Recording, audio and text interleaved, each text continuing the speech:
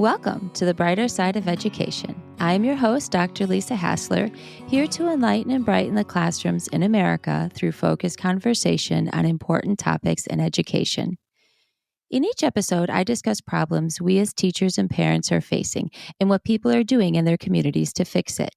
What are the variables and how can we duplicate it to maximize student outcomes? In this episode, I focus on history in education. Why study history? Once highly regarded in education, the significance of history has gradually faded from the curriculum's forefront into a subject that has increasingly become marginalized within the public school system. However, this trend has not gone unnoticed, as debates surrounding the study of history have emerged with roots tracing back to the 1930s. In recent years, there's been an increased scrutiny surrounding history textbooks, leading some critics to call for their removal from the curriculum with titles such as Lies My Teacher Told Me, Everything Your American History Textbook Got Wrong, and Teaching What Really Happened, How to Avoid the Tyranny of Textbooks and Get Students Excited About Doing History Again.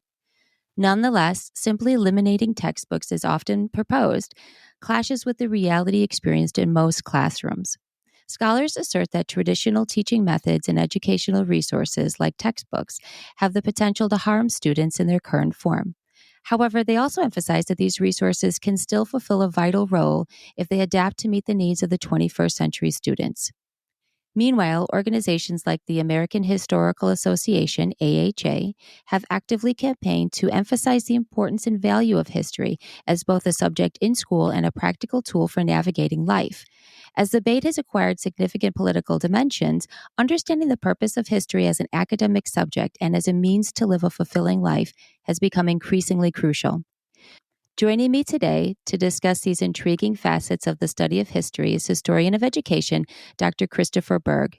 He is a history professor specializing in pre-modern world history with research and writing focused on creating a usable past that meets the needs of the educated public in the 21st century. He has authored, edited 3 books, Small Island Big History, A Modern Panoramic History of Great Britain and Her Empire, Unveiling the Thread of Time, 27 Texts in Greek and World History, and the Palgrave Handbook of History and Social Studies Education. Welcome to the show, Chris. Thank you for the kind introduction, Lisa. Yeah.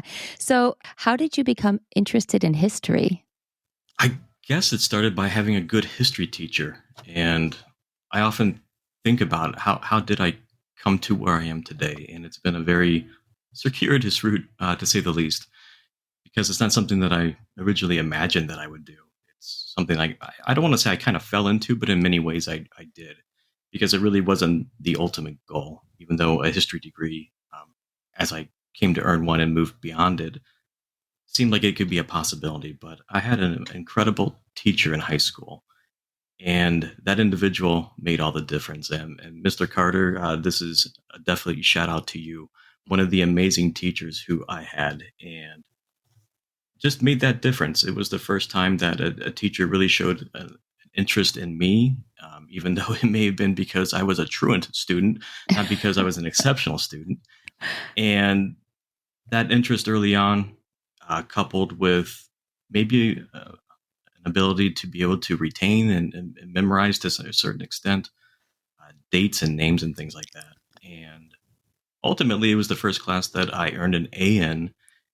And it kind of charted in many ways how I came to see education. And I just didn't go to school just for the extracurricular or because of the sports and things like that, but started to see that there was something, maybe more of a possibility if I continued to actually apply myself. Because up until that point, I really didn't. I had probably different types of undiagnosed learning disabilities that were overlooked. And that's probably par for the course for growing up in the 80s and early 90s. So I think a lot of that I was able to overcome just by keeping with it. I don't think anything special to me specifically, but that teacher in particular showed me that, especially within world history. And that's really not just history, but world history. That was, the globe almost was not enough. I didn't want to feel confined just to U.S. history, and actually find that that's probably the history I enjoy the least. So I really do enjoy the thematic wideness and vastness of the globe. So Mr. Carter's the one who opened up the door for me. And I really haven't looked back, even though I've done a lot of different things in between that point and this point in my life. History and education certainly weren't the first path. I was a financial advisor and did wealth management and things like that in a different life. So to be in this position, it's a very privileged position to be able to teach and to be able to help other students who might be interested in going through this type of educational journey. You have books that discuss different parts. You have got world history, and then you also have social studies. What is the difference? Can you explain what is the difference between history and social studies? I think the simplest way to think about it is kind of just the labeling of it. History can be subsumed into the classification of social studies, but social studies is much broader in scope, and there's a lot of educational history behind why we have social studies as a subject matter, because it incorporates different disciplines. History is one of them, for example, but you have political science, government, economics, different types of social sciences that fall underneath it. So history would be a part of social studies, but history is also as a discipline distinct from social studies. So there's a little bit of just when it comes to defining what exactly that means. And I'm sure just within high schools and colleges, they probably approach it a little bit differently. So that's my understanding and how I kind of see the differences between them, because many believe that they're synonymous. And I would suggest that they're not really synonymous, even though we've come to see them as such. History is very distinct. But I do think that in terms of looking at the different disciplines, there's a lot of interdisciplinary connection.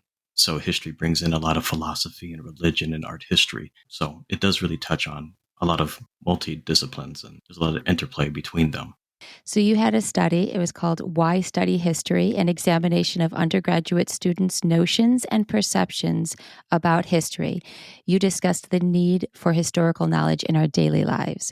What were your findings about why students should study history, and what value does it hold for them? That was an interesting study, and it's one that I'm still fascinated with and am still working with, just in a different trajectory. So in this particular study, we looked at a very small sample of students from two different state colleges. And the main finding that, I don't know if it's disconcerting or maybe a challenge, but the fact is that many students believe that history had quote unquote questionable value. In other words, how is this relevant to my life, or what I plan to do, or what I'm doing in other classes, because most students are not history majors. So there's a bit of a challenge there. And also, it does make you wonder, wow, gosh, this is what I do for a living. And I really enjoy it. I don't know why others don't see the same value in it. So that's been a challenge as time's gone on. But I also think that now that the publication's been out for a little while, and I still kind of contend with that theme itself, I think it's valid when students wonder, why do I need to do this for? Why do I need to learn how to write? Why do I need to learn how to research? This isn't an English class, I'm told. Almost every semester, I have someone who Yeah. says, well, this isn't an English class. Why do we have to write? Why do we have to do all these types of things that are associated with an English type of research paper? So I think the idea of being able to see transferable value, the transfer of skills from one discipline to another, but especially into everyday life. This is not something that, just because you learn how to do the basic parts of a paper, doesn't mean that you're going to be using academic writing in your everyday life, or much less in your professional life. I hope that something like that, and the idea of transferable skills, is that they're able to be able to take on different types of writing challenges, and that they develop a type of historical or critical thinking apparatus, so that they can make decisions, sometimes tough decisions, based on what they have at hand. So the transferable knowledge was something that did come up, maybe not as much. They definitely questioned the value of history, but they also saw value in the study of history insofar as taking events from the past and applying them either into the present or in planning for the future as a means of using historical analogy. So, for example, if we're going to use the pandemic as an example, you can look back into history and see how did the world respond to the Spanish influenza. You could go further back into time and you can look at how did civilization grapple with the different types of plagues that came in the late medieval, early Renaissance period. And that's nothing new. And it's probably something, looking towards the future, something that could revisit us again. So history really does provide a incredible portal into looking at just lived human experience. I really do look at it as a human experiment in many ways, because I think we're constantly losing touch with the past in many different ways. We're forgetting, and we are making some of those same mistakes. And something that I often tell my students is that history doesn't repeat itself. It's people repeat the past failures in making those same types of mistakes. So I think if we keep those types of studies close to us and we apply those types of studies, I think we could definitely grow as individuals and things like that. So I think there's something to be had when it comes to using the study of the past, but in a way that can connect with students. Because if they don't see value, if they don't see how this impacts me as an individual, then they're not going to be interested in it. So there does have to be something of a hook to be able to get students to be excited about it. And I think that starts with us as individuals and as teachers. We have to show what the value is there and that there is purpose in it. And not just something just to earn a credit or to check off that box for graduation, but something that could really be of value to them outside of it. And so many of my students who come back who are non-traditional or taking a second degree or whatever the case really have an interest in history at this point. So whether they're in their 20s, 30s, or whatnot, and they have families of their own, or they've already had a successful business and they're coming back to school and they're like, you know what, I wasn't interested in history, or I had a bad experience. I hear that often too, that I didn't have a really good experience in school, and that they hope this time around it's going to be a little bit different. And I always hope that it is going to be different. And I take that as a challenge too, to make sure that we have good curriculum in place for them as well. But the fact is that many non-traditional students recognize the value of history a little bit later in life. So there's something about that disconnect between how school is approaching history at maybe the primary, middle, and secondary grades. And if that's their only experience with it, it makes you wonder, what could we be doing differently to be able to engage those students? So the idea of why study history is a very powerful and pertinent question that I hope not only that I'll continue to engage with, but others will as well. So you have another study, History and the Public Good, American Historical Association Presidential Addresses and the Evolving Understanding of History Education. And you stated, how can textbooks form the foundation, the backbone of the high school history curriculum when they are filled with factual errors, blatant misrepresentations, omissions, political persuasions, and outdated material? Now, I was surprised because I just thought it was us currently having all of these objections to the content that's being taught right now in our historical textbooks. So when I hear that this has been going on for over 100 years in the United States, in a sense, I was relieved. Like, oh, this is not new, right? We always have to, I guess, challenge what's being taught and the mainstream, but I think it's kind of interesting that this actually was attached to when you were talking about presidential addresses. And why do you think there's so much turmoil in teaching history, and how does that relate to our textbooks?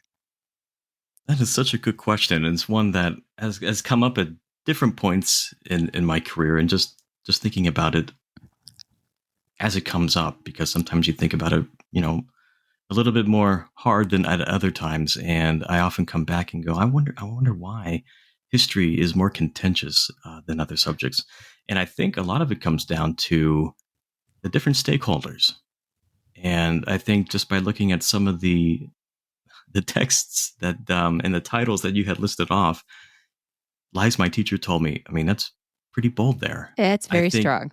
It's a it is. strong It is worded. very strong, and it's an interesting book. So if anybody actually wants to pick it up, I would definitely encourage them, in spite of the title, because oftentimes there's still some very compelling information there. And just because it's a very contentious topic doesn't mean it's one that we should avoid.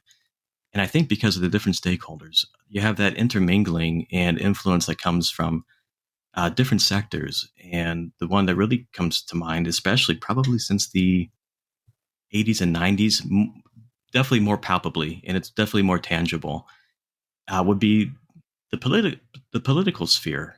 And you see a lot of different interests within it, not just the political sphere as itself, but You see, like corporate America, for example, you see a lot of influence there. And there are plenty of studies that look at that just specifically. How does corporate America influence history textbooks, for example? And the same could be just within the political spectrum. And there are different narratives that are competing, whether they're nationalistic, whether they're patriotic, and then you can go in any direction you want to from there. There's always this idea of how do you cast the American story, and especially as time goes on, how do we make it more representative of the diversity that's within the United States?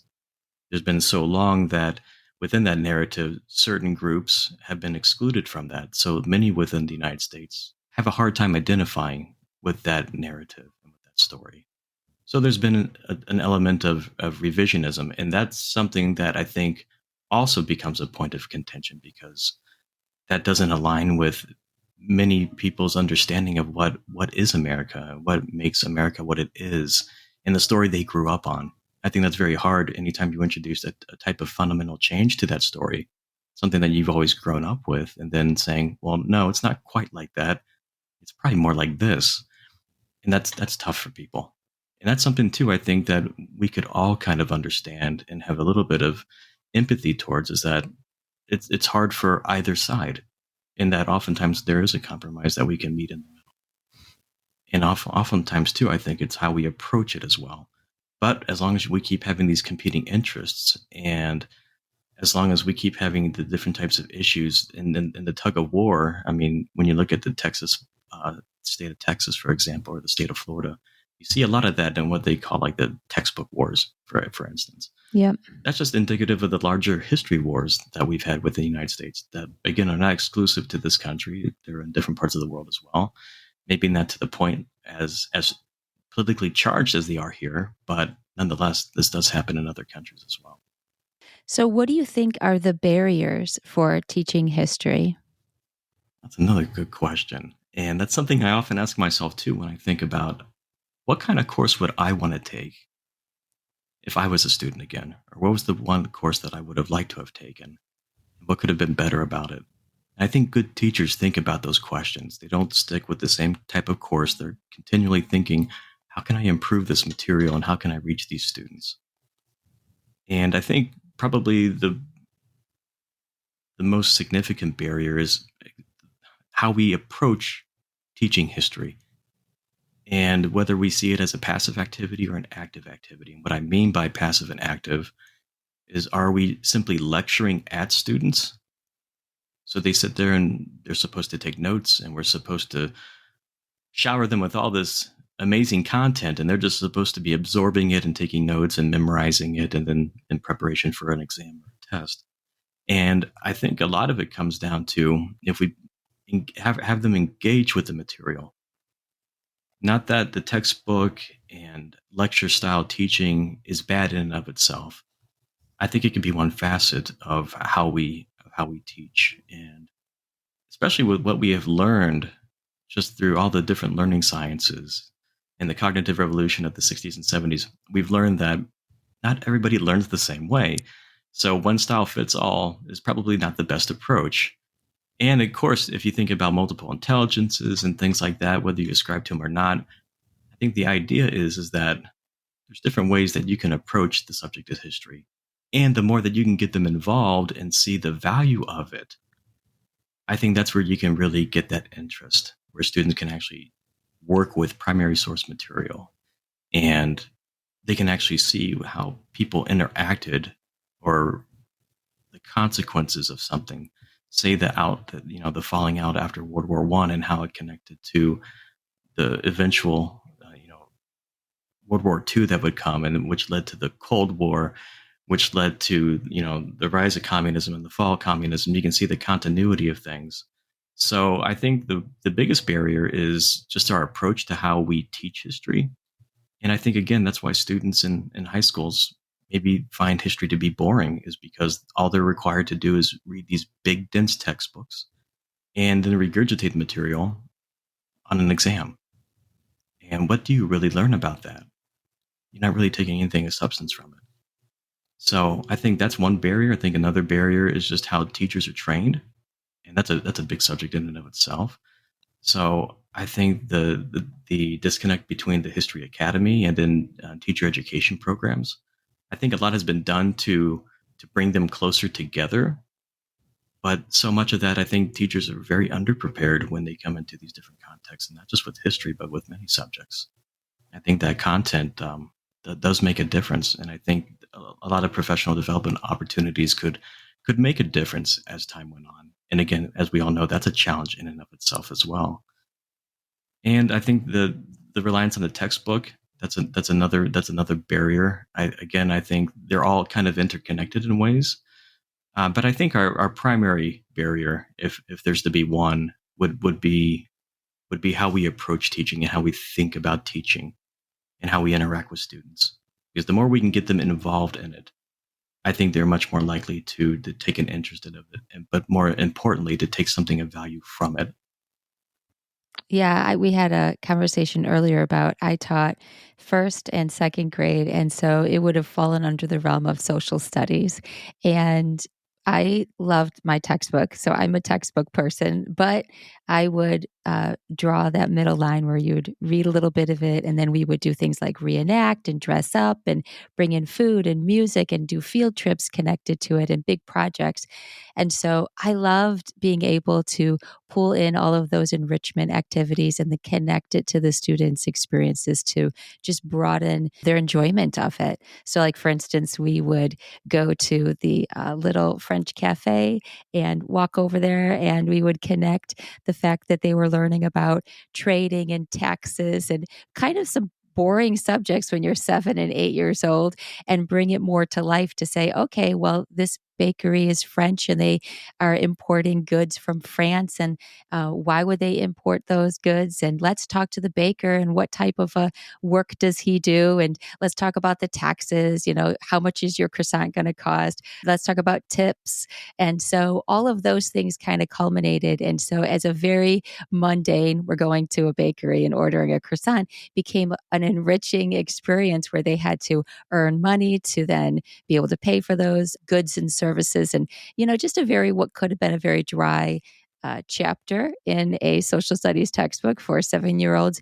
And I think as an educator, being able to find ways to connect it to their daily lives that would have more meaning is really something that can be done without a lot of effort. That's not too much work. But had I not done that, I could see where the kids would be falling asleep. So you really need to think about how you're approaching, and I think if you're going to be using the textbook, those lecture-based instructions really fall flat. So, which you could always tell in the afternoon when they're like struggling to keep their eyeballs open. So we got to be innovative. Now, you have a study called Moving Towards a Humanistic Social Studies and History Curricula, a review of recent reflective practices. You suggest new pedagogical models to revive an ailing social studies program in the public school system. So what suggestions do you have for teachers to better engage their students while teaching history? I think we just talked about some of those things, but I think you're more specific in what your study came out with. I know teachers have a lot on their plates, and being able to, especially if you're in the lower grades, as an elementary school teacher, you're not just teaching history or social studies, you're teaching multiple subjects. And oftentimes teachers at the middle grades and secondary school aren't just teaching history, they're teaching other areas in social studies. They might be teaching an elective in AP religion, as well as they have a new ask to teach a philosophy course that they're now offering. And now they're being pulled in so many different directions.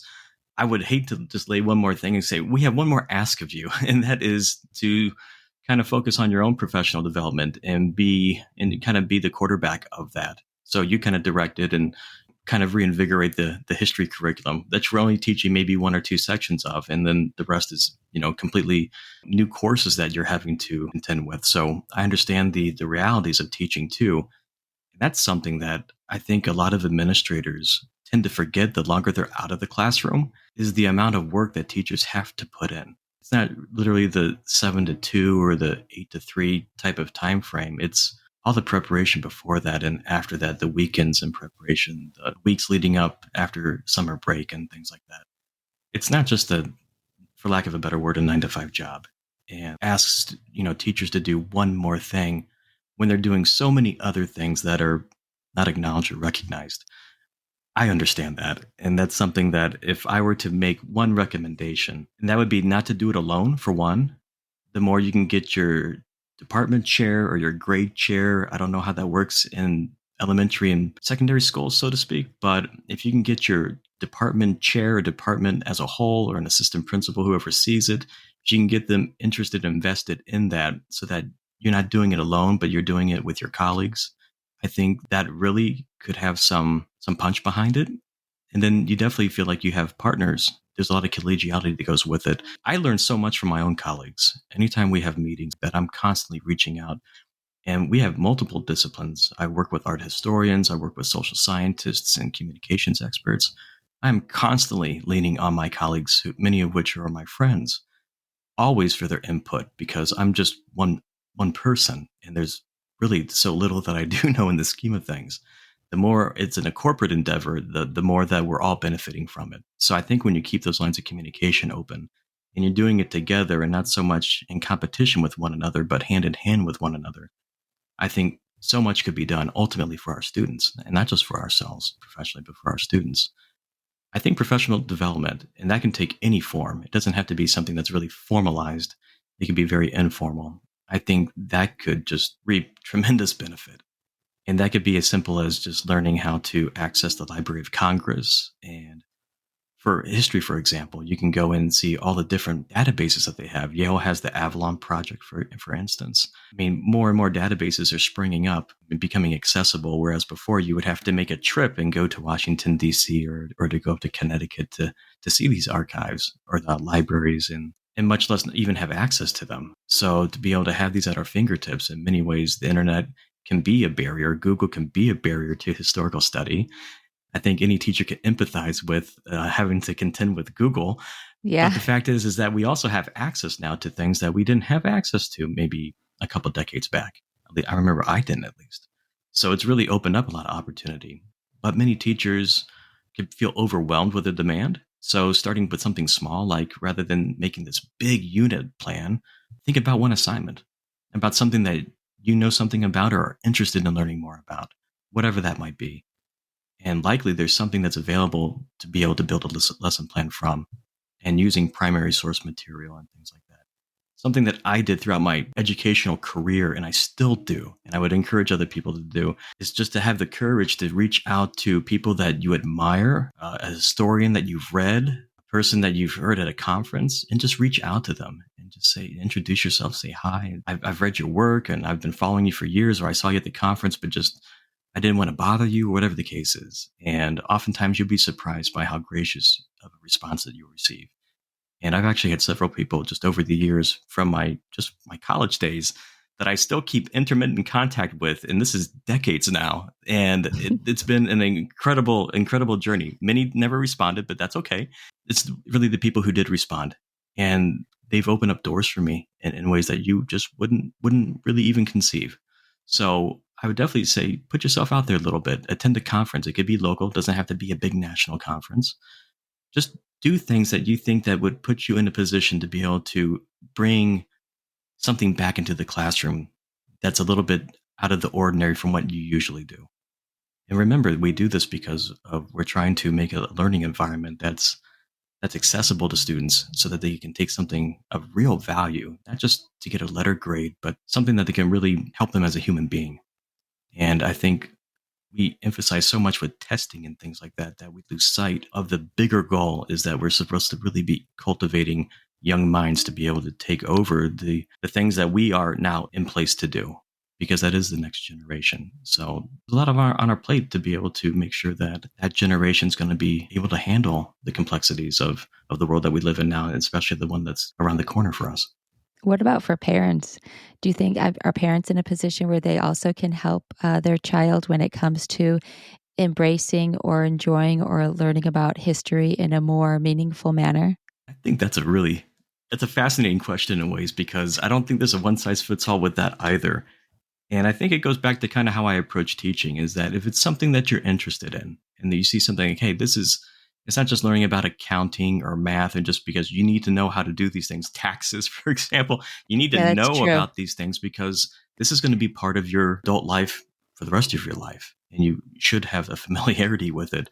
I think if you model the idea of history is an important thing, and I'm not going to like force it on you in any type of way, but having books in the house, having conversations, not just having the news on 24/7, that could, that can actually push children away or young adults away and just have them shut down. But the more that you are communicative with them and not just asking them about, well, how was your day and what did you learn in history or whatever the case, or something that I've done with my students is that I ask them questions. What kind of questions do you have? What did you not cover in the textbook today that you might be interested in? And this is something that, gave rise to what was called discovery learning after World War II in the 50s, especially the 60s. And that also, kind of went hand in hand with the rise of social studies in the United States. That idea of discovery learning. If you want to have that vested interest in your child or with others in your family or your wider social network, then you need to be able to model that as an example. For one, you need to feel that they can come to you and ask you things, but also it goes both ways. You need to be able to put yourself out there a little bit too and know that this is going to take a little bit of something from me. Something that I remember I had a student that I shared with you, Lisa. Yes. This is the only time I've ever heard this, and it's always kind of stayed with me. And I teach college. So I have a student who's a non-traditional student, and they had a very large family that they all lived together for different reasons. And they would have a small dinner that oftentimes would be eaten in front of the TV, some at the table, some would just come passing through the kitchen.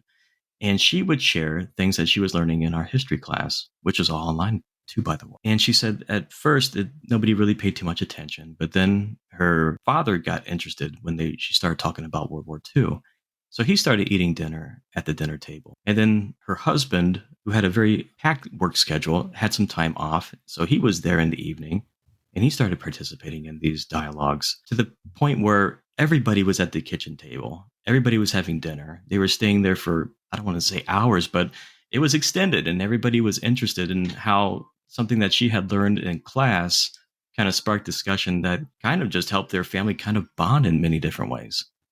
And I've always found that fascinating. She didn't share it until after the class was over with. And it's something that's always kind of stuck with me. So I think that there's always that possibility that whether it's history, whether it's another subject matter, that if you have that interest in it and it gets you excited, so much of that, I think people get excited by other people's excitement too. So even though you may not like math, you might have that one teacher who really breaks down fractions or algebra in a way that you're like, wow, you know what? I can see the value of this. This can be interesting. Yeah. And sometimes their enthusiasm is infectious. So I think if you have that openness about it, and there's no big ask at the end of it, like you must do this or you should do that.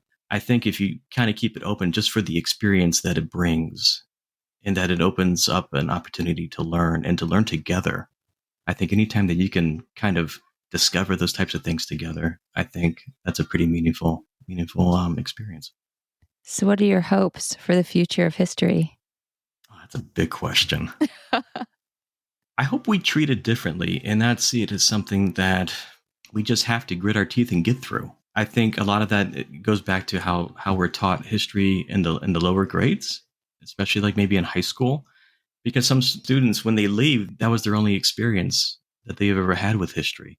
And sometimes it doesn't meet expectations. So I would really hope, not so much at the college level, though I would hope that it would be there too, but especially at maybe the secondary, for instance, if that's going to be their last opportunity to engage with them, that we have the teachers who are excited about what they do. They're not just teaching it because they have to, but teaching it because they want to. And that they have some of these tools and resources that they're able to make learning interesting and bring in different things into the classroom so that you can engage in a way and not merely sit there and absorb material for regurgitation on an exam. Because I think if we push that to the side a little bit, continue to teach to the exam, but don't make that such an emphasis with your students. Kind of weave it into a curriculum where they can still experience the wonders of what history can really do. And I think the more that we can bring in different types of exercises and activities and even field trip and experiences, things like that, can go a long way in really connecting with students. And I think the more opportunity that we have, the more open-minded we are about it. And again, I know that's not always an individual teacher's decision. Sometimes it's more of a departmental school or district decision. I think the more that we could at least have that conversation, give it a try, I think, again, for our students. So I think that it's definitely worth it. I do too. I'd like to see that it is taken more seriously in the context of our day, and that there's as much emphasis on social studies and history curriculum than there is that we're placing on math and reading and science, that it has a nice equal balance in our day again, because I think the value is there, and that we can really bring a lot of enjoyment for our students if we get excited about it. So, well, thank you, Chris, for joining me today to discuss history education and the importance it plays on not only the lives of students, but everyone. To contact Dr. Christopher Berg or learn more about his publications in history, you can find him on LinkedIn and academia.edu. The call to action is to appreciate the value of history education and illuminate the path for future generations. It is more than a sidebar subject on the education menu, but rather the backbone of our humanity. If you have a story about what's working in your schools that you'd like to share, you can email me at drlisarichardson@gmail.com or visit my website at www.drlisarhassler.com and send me a message. If you like this podcast, subscribe and tell a friend. The more people that know, the bigger impact it will have. If you find value to the content in this podcast, consider becoming a supporter by clicking on the supporter link in the show notes. It is the mission of this podcast to shine the light on the good in education so that it spreads, affecting positive change. So let's keep working together to find solutions that focus on our children's success.